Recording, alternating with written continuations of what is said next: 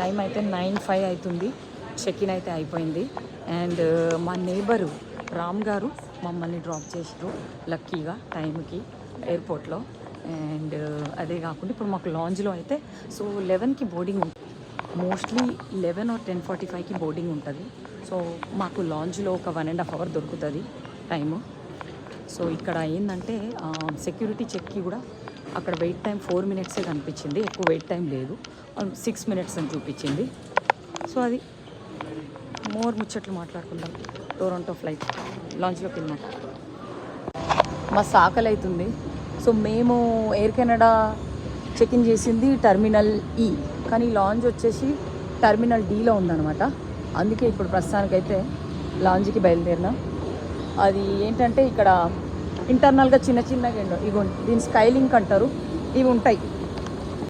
ఎంత ప్లెజెంట్గా ఉంది డిఎఫ్డబ్ల్యూ. అసలు క్లౌడీ ఉంటే ఎంత ఎండ ఉన్నా ఏమనిపించదు. ఇగోండి ఇక్కడ సైన్స్ చూసుకొని ఇది ఈ కదా, టర్మినల్ ఈ కదా, సో డి అటు పోతుంది. సో ఇటు నిలబడాలన్నమాట, ఇటు పోయేది ఎక్కాలన్నమాట. అది అక్కడ చూడండి యారోస్ ఉన్నాయి కదా. సో అది ఒక్కసారి డిఎఫ్డబ్ల్యూ అందాలు చూసేయండి ఎంత బాగుందో. వచ్చేసింది స్కైలింక్. ఇప్పుడు ఇటు సైడ్ అందాలి.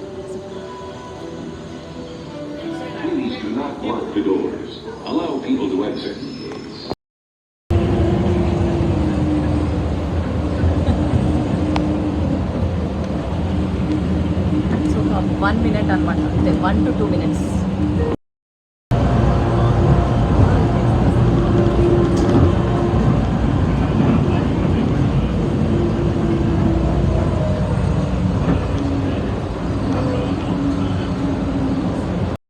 ఉన్న కార్డులకి టోటల్ 3 లాంచెస్ యాక్సెస్ ఉన్నాయి. సో అటొకటి అండ్ ఇటొకటి, అదేమో క్యాపిటల్ 1 లాంచ్.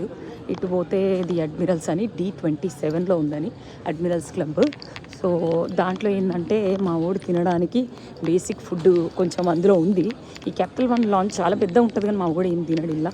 సో అందుకని అడ్మిరల్స్ క్లబ్ అంటే వాళ్ళు ప్రయారిటీ కార్డ్ తీసుకుంటారు, ప్రయారిటీ పాస్ అనేది తీసుకుంటారు అడ్మిరల్స్ క్లబ్కి. ఆ క్యాపిటల్ 1 లాంచ్ ఏమో క్యాపిటల్ 1 బ్యాంక్ కార్డు ఉండాలి. ఎక్కొచ్చు, అక్కడ కనపడుతుంది పైన బ్లూ బోర్డు, అది అడ్మిరల్స్ ద క్లబ్ డిఎఫ్డబ్ల్యూ.